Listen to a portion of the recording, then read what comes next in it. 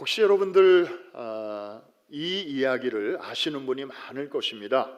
2차 대전이 일본의 항복으로 끝났는데 끝난 줄도 모르고 30년 동안이나 필리핀 정글 속에 숨어 있다가 나중에 발견이 된 일본의 마지막 패잔병 이야기. 이 사람 이름이 오노다 히로 소인데요, 바로 저 양반입니다. 필리핀에 처음에 파견됐을 때 22살, 그리고 저 모습으로 발견되어 일본으로 돌아올 때가 52살, 저렇게 초로의 노인의 모습으로 발견이 되었습니다. 1945년 이제 일본이 항복으로 전쟁이 끝났을 때, 전쟁이 끝났으니 항복하라 그러면 일본으로 돌아갈 수 있도록 귀국을 보장해 주겠다, 고향으로 돌려보내 주겠다 하고 필리핀 정부에서 정글에다가 전단을 뿌렸습니다. 연합군들도 뿌렸습니다. 죽이지 않고 생명을 보장해 줄 테니까 투항하라. 그런데 많은 군인들이 이제 항복을 하고 고향으로 갔는데 이 사람만은 믿지를 않은 거예요. 저거 다 계략이다. 저 말 듣고 나가면 내가 붙잡힌다. 그리고 옥에 갇히고 평생 거기서 고생하다가 죽을 것이다. 나는 내 상관의 명령이 없이는 절대로 나가지 않겠다. 나중에는 심지어 일본의 정부의 관리가 필리핀까지 찾아와서 이제 막 안내방송을 하고 또 전단을 뿌렸습니다. 심지어 그의 부모, 가족들까지 와가지고 나와라, 괜찮다 그랬는데도 그때는 아예 응답이 없었습니다. 실종된 지 15년이 지나자 일본 정부는 공식적으로 사망 판정을 내렸습니다.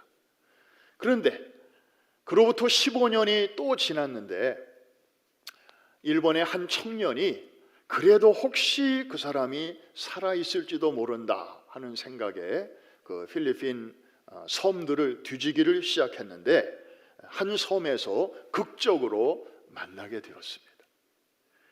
그래서 자초지종 설명을 다 듣고 그제서야 아까 저 모습으로 이제 바깥 세상으로 나오게 되었습니다. 가족의 품으로 돌아오게 되었죠. 그가 돌아왔을 때 일본의 구구파들은 그를 가리켜 영웅 대접을 막 합니다.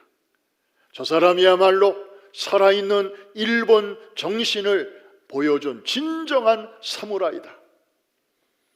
그러나 사실 실상은 무엇입니까? 전쟁이 끝난 줄도 모르고 때를 제대로 분별하지 못해서 한창 꽃을 피워야 할 청춘을, 30년이라고 하는 젊은 날을 정글에 숨어서 땅굴을 파고 그 속에서 동물처럼 지내면서, 그리고 죄 없는 양민들의 집에 가가지고 양민을 죽이기도 하고 닭을 빼앗기도 하고, 그러면서 비참하고 외롭고 불행하게 보내야만 했던 한 그 인생이었어요. 여러분, 바깥 상황이 어떻게 돌아가는지도 모르고 자기 세계 속에 갇혀서 자기의 고집과 아집에 갇혀서 살아가는 한 극단적인 한 인생의 샘플이 아니겠습니까? 그런가 하면 정반대의 경우도 있습니다. 아직 때가 아닌데 본인이 잘못 생각해서 너무 성급하게 움직이는 바람에 일을 망치게 되는 그런 일들도 얼마나 많이 있는지 모릅니다. 우리 인생에서 소위 이 타이밍, 이거를 제대로 알고 사는 게 얼마나 중요한가를 단적으로 잘 보여주는 그런 이야기입니다. 마찬가지로 우리 신앙생활도 이 때를 잘 타야 신앙생활이 재미있고 그리고 아주 행복한 신앙생활을 살게 되는 줄로 믿습니다. 여러분, 예수님께서 이 땅에 오셨습니다. 드디어 준비기간을 마치시고 메시아로서 이제 첫 설교를 하시게 되었는데, 예수님의 그 육성을 타고 나온 첫 마디가 혹시 뭔지 아십니까? 뭐에 대한 말씀인지 아십니까? 오늘 설교 제목입니다. 한번 따라해 주실까요? 때가 찼고. 바로 때에 대한 말씀을 하신 것입니다. 예수님의 그 첫 마디였어요. 얼마나 중요했으면.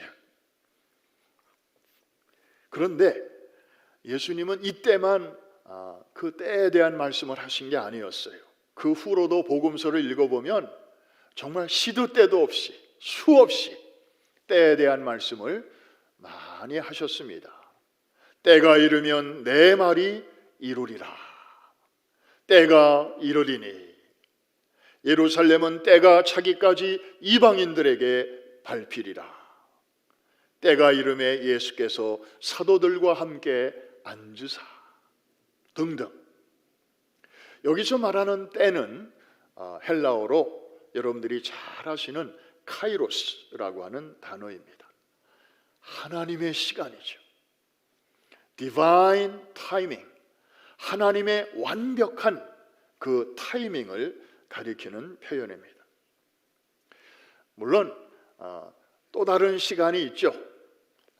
이 시계가 말해주는 그런 시간, 어제와 오늘과 내일이 있는, 누구에게나 똑같이 다가오는 그런 자연적인 물리적인 시간은 크로노스라고 하지요.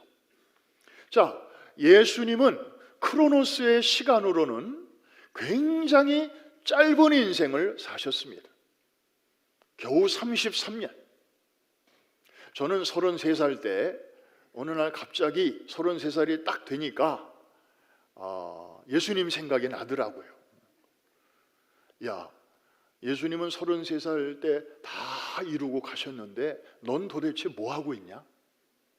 제 속에서 그런 그 생각이 들면서 굉장히 이렇게 머쓱한 적이 있었어요.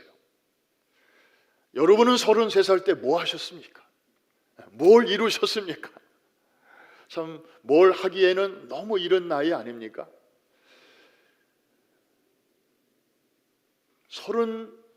33년의 시간 속에서 그나마 정말 메시아로서, 구세주로서 일하신 시간은 고작 3년이었습니다. 그러나 예수님은 매 순간 그 크로노스의 짧은 시간 속에서 카이로스의 시간을 사셨습니다. 다시 말해서 허투루 의미 없이 보낸 시간이 없으셨다는 말입니다. 주무시는 것조차도, 쉬시는 것조차도 의미가 있었고 거기에 하나님께서 일하시는 그런 시간이었다 이 말입니다. 오죽하면 십자가상에서 운명하실 때 마지막 외마디 외치셨는데 뭐라고 하셨죠? 한번 따라해 주실까요? 다 이루었다. 어떻게 하셨다고요? 다 이루었다. 아이고, 나에게 5년만 더 주어졌더라면, 야, 내가 10년만 더 젊었더라면. 우리 이런 말 자주 하잖아요. 주님은 한 번도 그런 말씀을 하신 적이 없어요. 그토록 짧은 시간을 사시면서도. 예수님은 완벽한 타이밍을 누구보다도 잘 알고 계셨습니다. 자, 예수님이 때에 대한 여러 말씀을 하셨는데 그 중에 대표적인 말씀 하나만 같이 한번 보겠습니다. 요한복음 9장 4절입니다. 다 같이 시작. 때가 아직 낮음에 나를 보내신 이의 일을 우리가 하여야 하리라. 밤이 오리니 그때는 아무도 일할 수 없느니라. 여러분, 하루에 낮이 있고 밤이 있듯이 우리 인생에도 낮과 밤이 있다는 말씀이죠. 낮은 일할 수 있는 시간이고 밤은 일하고 싶어도 쉬어야 하는 시간입니다. 물론 뭐 밤에도 일하는 분들이 있긴 있지만 낮에 쉬고. 제가 여러분들에게 예언 하나 하겠습니다. 저는 예언의 은사가 있는 사람은 아니지만 장담하건대 이 예언은 100% 적중할 것입니다. 여러분이 지금 오늘처럼 이렇게 성전에 나올 수 있고 운전할 수 있고 또 사람을 만날 수 있고 식당에 가서 밥 먹을 수 있고 또 뭐 이런 여러분들이 이렇게 움직일 수 있는 이런 모든 시간은 여러분에게 낮입니다. 그런데 이 낮은 여러분에게 영원하지 않을 것입니다. 반드시 밤이 올 것입니다. 아무도 아멘을 안 하시지만 이 예언은 100% 맞을 것입니다. 질병의 밤이 올 것이고요, 노년의 밤이 올 것이고요, 마지막에는 죽음의 밤이 올 것입니다. 여러분에게만 오겠습니까? 저에게도 올 것입니다. 그러나 아직 그 시간이 이르지 않았다면 저와 여러분은 지금 낮 시간을 살고 있는 것입니다. 예수님도 그걸 아셨어요. 당신에게 일할 수 있는 시간이 아주 제한되어 있다는 것을 알고 계셨습니다. 준비해야 할 때와 나가서 일해야 할 때를 주님은 정확하게 알고 계셨습니다. 뭘 보면 알 수 있나요? 자, 주님은 이 땅에 오실 때 분명한 목적을 가지고 오셨잖아요. 자기 백성을 저희 죄에서 구원하시려고 오신 분이에요. 뭐 한 민족도 아니고 정말 죄 아래에 있는 아담의 모든 후예들을 구하러 오신 분이니까 얼마나 인간적으로 생각하면 마음이 급하고 또 바쁘셨겠습니까? 그런데 30년을 준비하셨어요. 그것도 도시임지도 아니고 저 변두리 갈릴리 지역의 나사렛이라고 하는 그 마을에서 30년을 조용히 소문 없이 그렇게 찐득히 조용히 때를 기다리셨습니다. 준비하는 기간 동안에 섣불리 나가시지 않으셨습니다. 그러다가 30세 되셨을 때에 이제 메시아로 취임식을 하시게 됩니다. 세례 요한에게 세례를 받으시고 물에서 올라오실새 하늘이 열리고 성령이 비둘기처럼 그에게 임하셨습니다. 그리고는 음성이 들립니다. 이는 내 아들이라, 내 기뻐하는 아들이라, 너희는 그의 말을 들으라.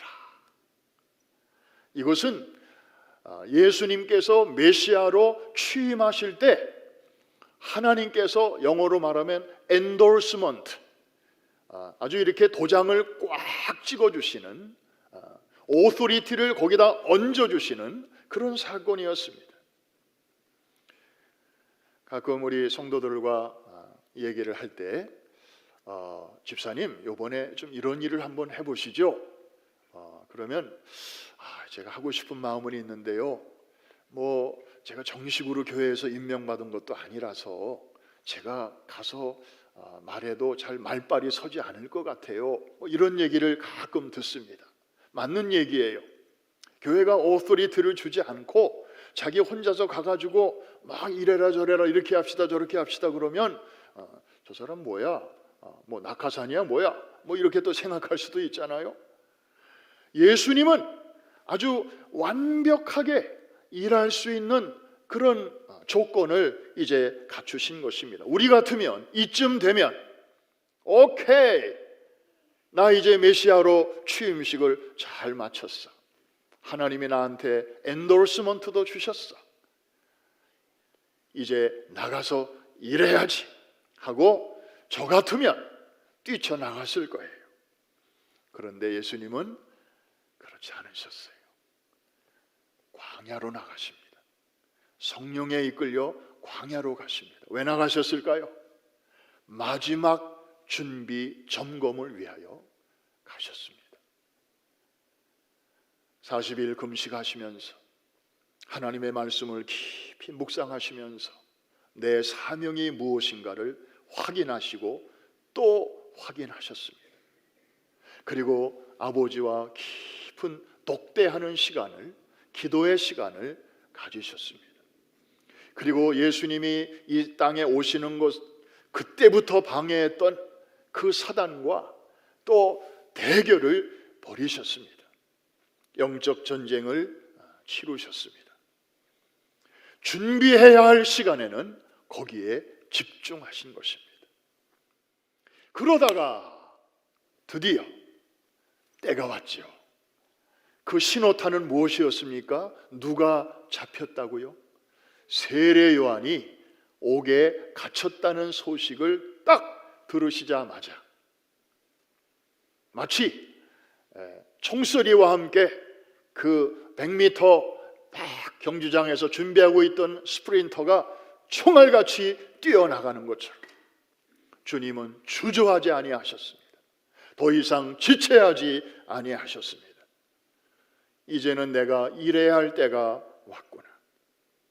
율법의 시대가 끝났구나. 이제 나를 통하여 은혜의 시대가 열리는구나. 은혜의 해를 선포해야 되겠구나.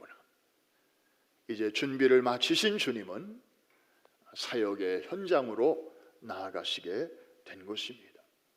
카이로스, 때, 하나님의 시간보다 주님은 앞선 적이 없으셨고, 그리고 하나님의 시간보다 뒤처지신 적도 없었습니다. 사랑하는 성도 여러분, 여기까지는 예수님 이야기입니다. 그러면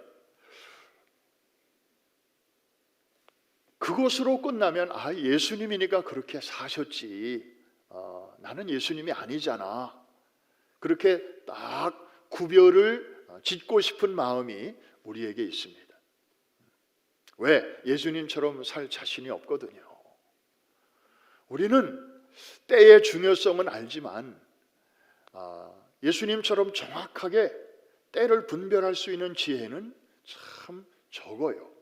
그래서 잘못하면 그 필리핀 섬에서 30년 동안 그렇게 비참한 생활을 하던 그 일본 장교처럼 자기만의 고집과 아집에 갇혀서 때를 분별하지 못하고 살아가든지, 아니면 그 반대로 너무 성급하게 막 나서다가 제대로 된 밥을 짓지 못하고 그 덜 익은 밥을 뭐라 그래요?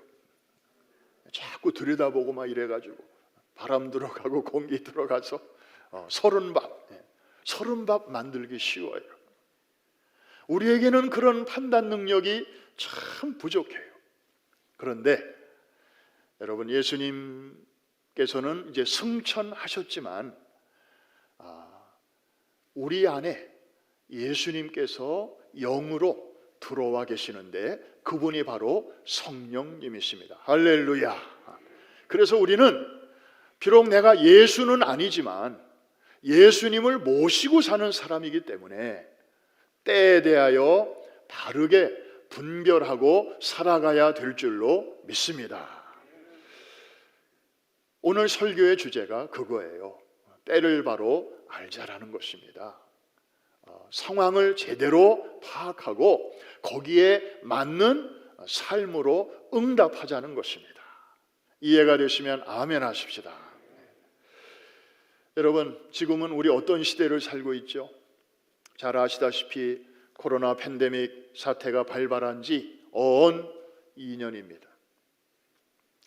전 세계적으로 이제 백신이 많이 보급은 되고 있습니다만 아직도 불균형이 심각합니다. 미국 같은 나라는 남아돌지만 저 아프리카, 저 오지는 아직도 한 번도 못 맞은 사람들도 많습니다. 엊그제 뉴스를 들으니까 전 세계적으로는 절반의 인구가 백신을 맞았고 나머지 절반은 아직 못 맞았고 2명 중에 1사람 맞았습니다. 그러나 그런 불균형에도 불구하고 미국을 비롯한 대부분의 선진 국가들은 이제 코로나 바이러스를 아주 박멸하기는 어렵겠구나. 그래서 그냥 이제 많이 누그러졌으니까 얘네들하고 그냥 함께 살아야 되겠다. 그러면서 그냥 새로운 일상으로 가야 되겠다. 언제까지 우리가 막 이렇게 두려워하고 아무 일도 못하고 움츠려들고 그러면 경제도 안 돌아가고 뭐 엉망진창이 되니까 소위 with 코로나 정책으로 모든 나라들이 지금 방향을 잡고 있고 소위 새로운 일상 뉴 노멀이라고 하는 그런 일상을 향해서 지금 나아가고 있습니다. 지금 우리는 그런 시대를 살고 있습니다. 돌이켜보니 2년 전 2020년 3월 둘째 주일부터 우리가 온라인으로 급히 전환을 하게 되었습니다. 저는 그날을 잊을 수가 없어요. 그 전주, 그러니까 3월 첫째 주일까지만 해도 여기서 예배를 정말 많은 성도들이 모여서 같이 예배를 드렸고요. 성찬식도 매달 첫 주에 우리는 어김없이 드리는 줄로 알았습니다.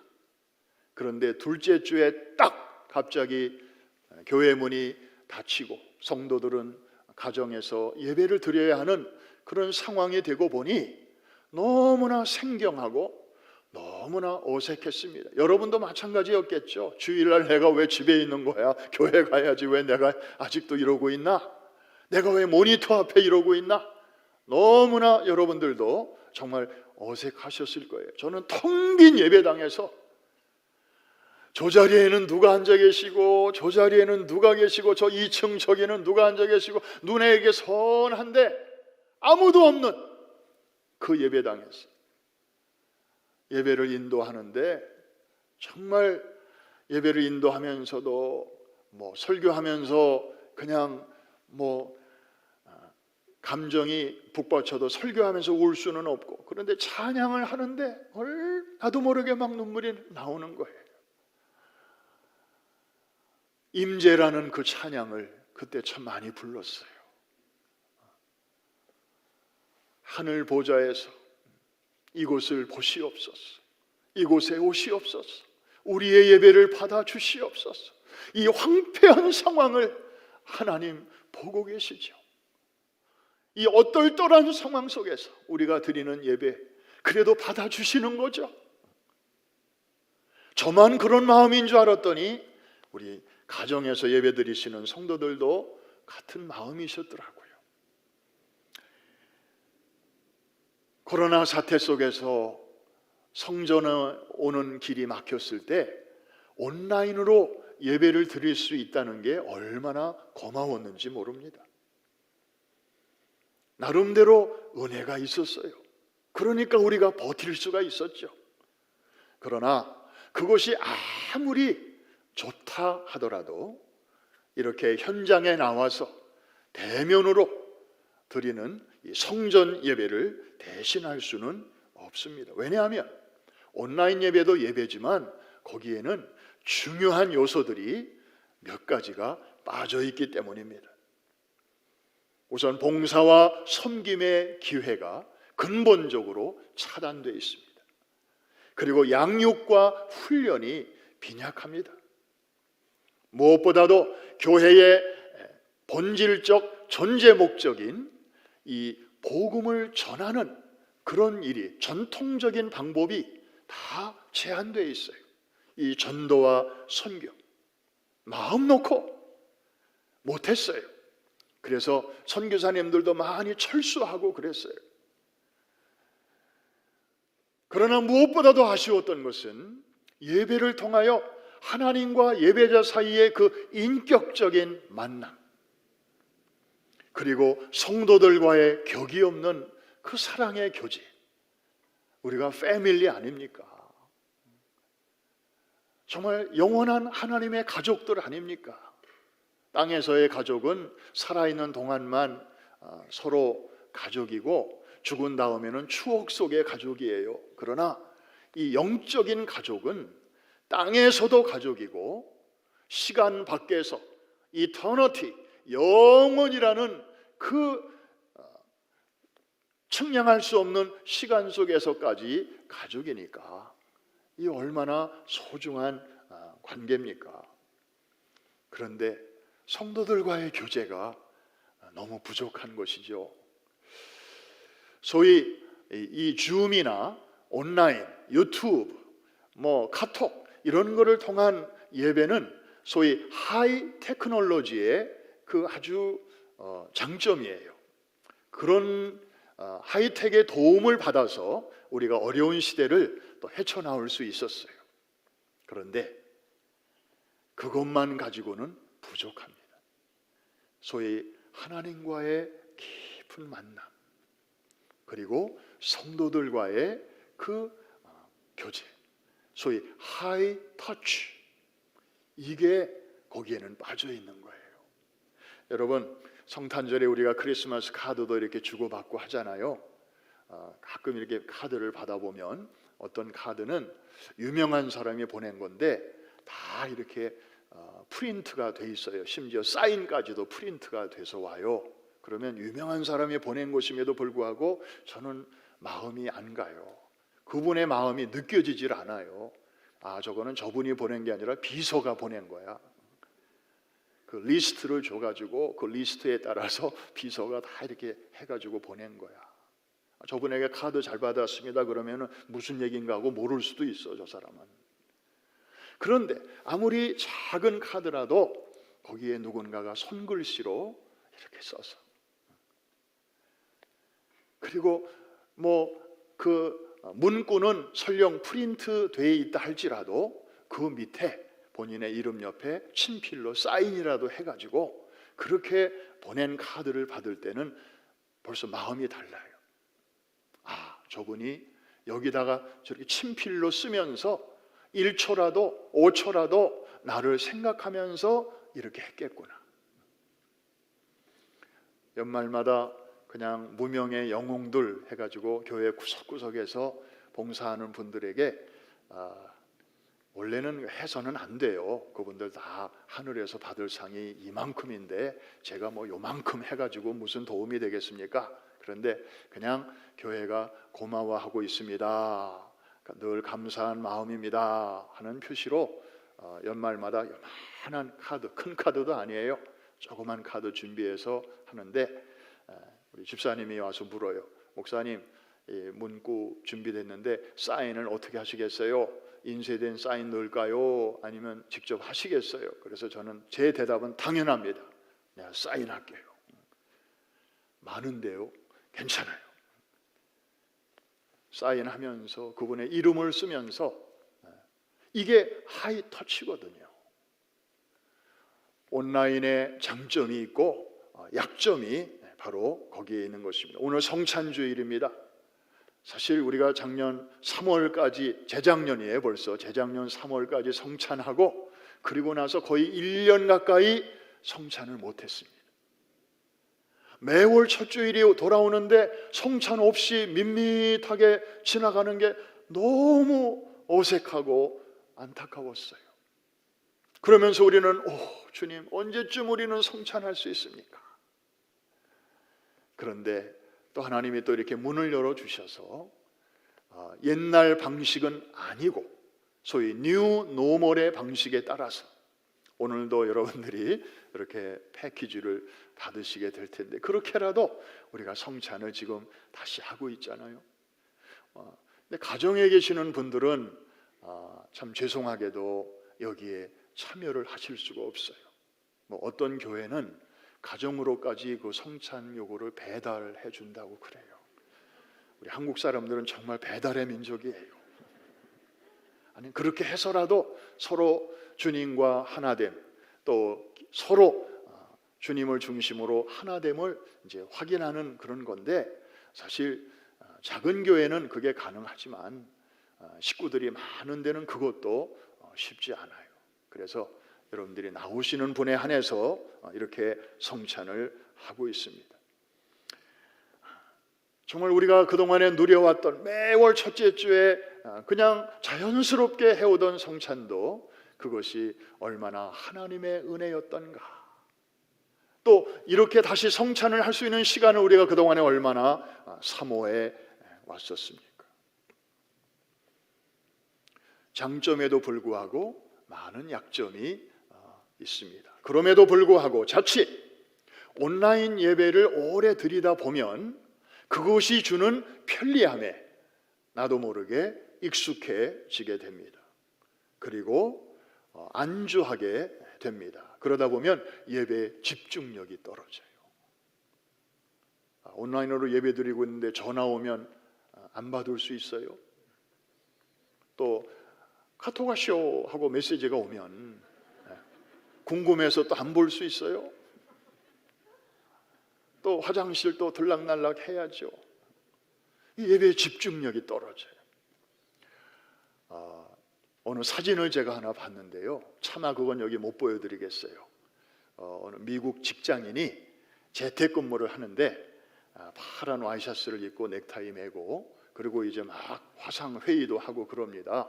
그런데 그분 앉아있는 의자를 딱 보니까 아랫도리는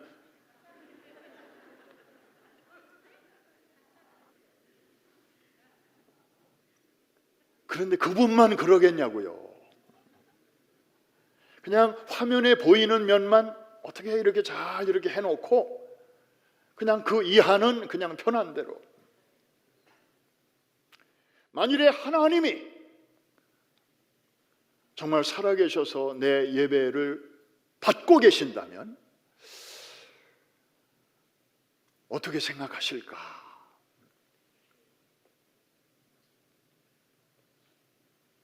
뭐 때가 되면 나는 나갈 거야 하고 내 계획 속에는 그렇게 돼 있지만 이게 서서히 시간이 흐르다 보면요, 이게 이제 습관이 돼요.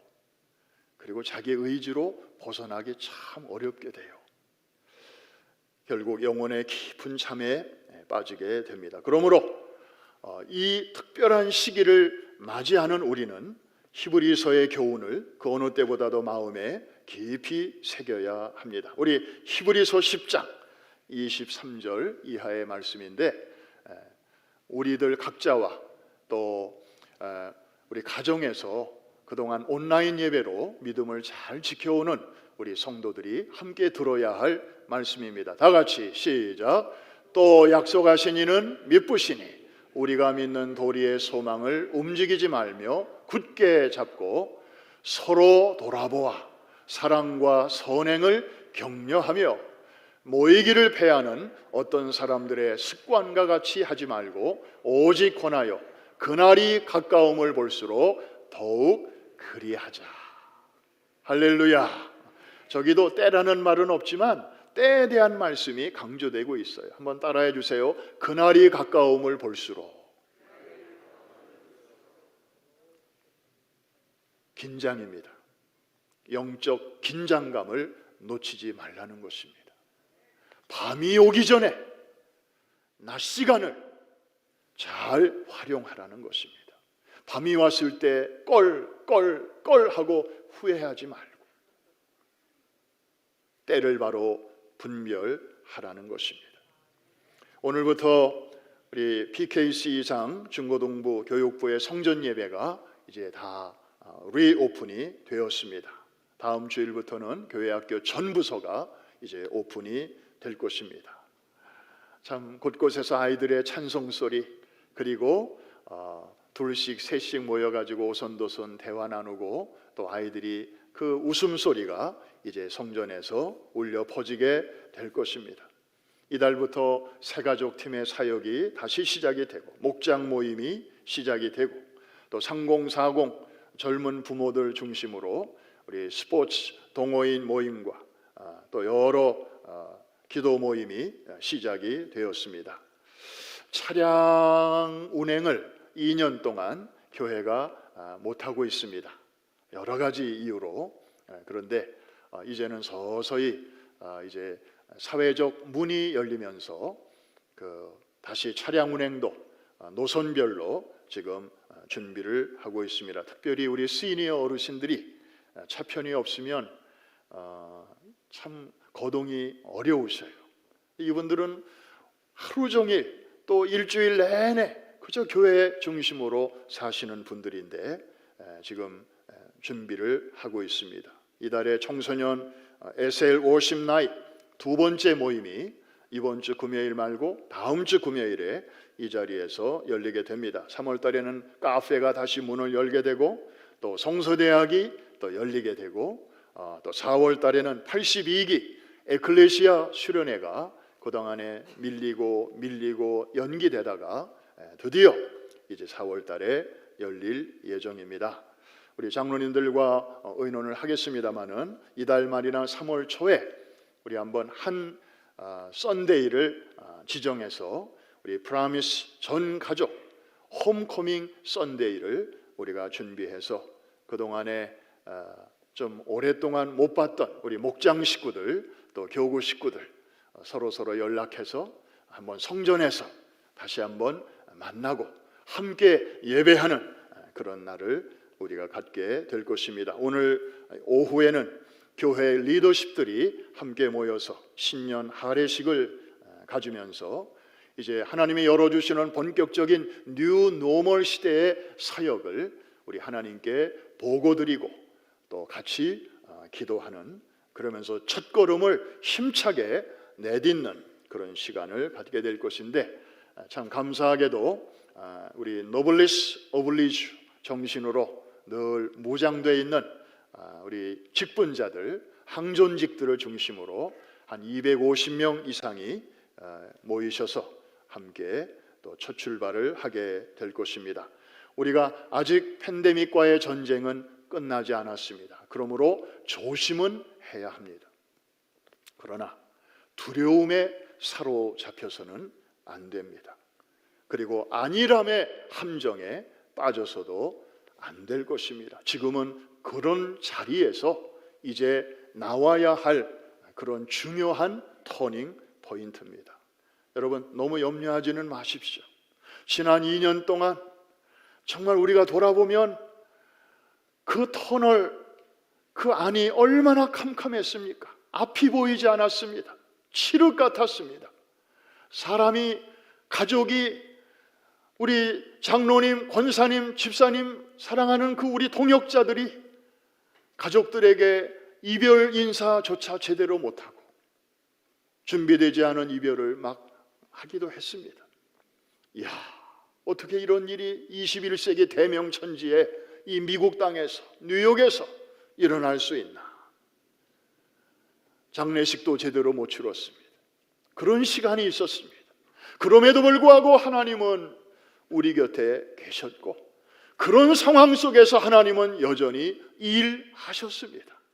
우리를 통하여 복음이 널리 전파되게 하셨습니다.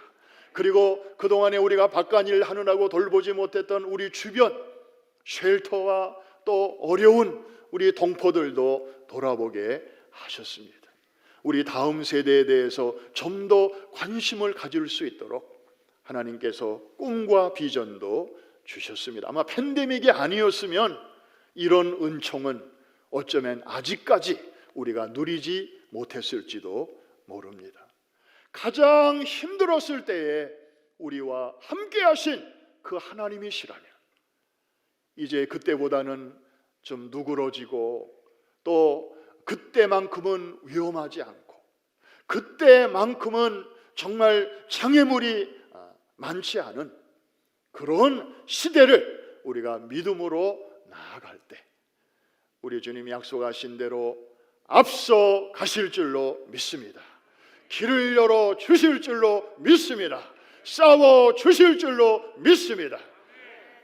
목적지에까지 넉넉히 항공모함이 이룰 수 있도록 책임져 주시고 인도해 주실 줄로 믿습니다. 앞으로 우리 교회에 지금까지도 감사한 일이 많았지만 더 좋은 일들이, 정말 하나님께 영광 돌릴 정말 어메이징한 일들이 많이 주 안에서 일어나게 될 줄로 믿습니다. 말씀을 마치면서 제가 최근에 이런 찬양을 하나 이제 만나게 됐는데요. 이런 교회 되게 하소서라는 찬양입니다. 가사가 한 절 한 절이 너무 와닿는 거예요. 그리고 정말 우리 교회가 참 좋은 교회지만 구석구석 정말 이런 냄새가 물씬물씬 나는 그런 교회가 참 되었으면 좋겠다. 그리고 곧 되겠다. 그런 생각이 들었는데 한번 가사를 제가 한번 나누겠습니다. 이런 교회 되게 하소서. 김인식 작사 작곡입니다. 진정한 예배가 숨쉬는 교회, 주님이 주인 되시는 교회, 믿음의 기도가 쌓이는 교회, 최고의 찬양을 드리는 교회, 말씀이 살아 움직이는 교회, 성도의 사랑이 넘치는 교회, 섬김과 헌신이 기쁨이 되어 열매 맺는 아름다운 교회. 참 이 규절이 얼마나 아름다운지, 섬김과 헌신이 기쁨이 되어 열매 맺는 아름다운 교회. 그 다음에는 제가 한번 노래로 찬양해 보겠습니다. 주님의 마음 닮아서 이웃을 사랑하는 교회, 주님의 영광을 위해서 빛 되신 주님 전하는 교회, 사랑의 불꽃이 활짝 피어나 날마다 사랑에 빠지는 교회, 주께서 사랑하는 우리 교회가 이런 교회 되게 하소서.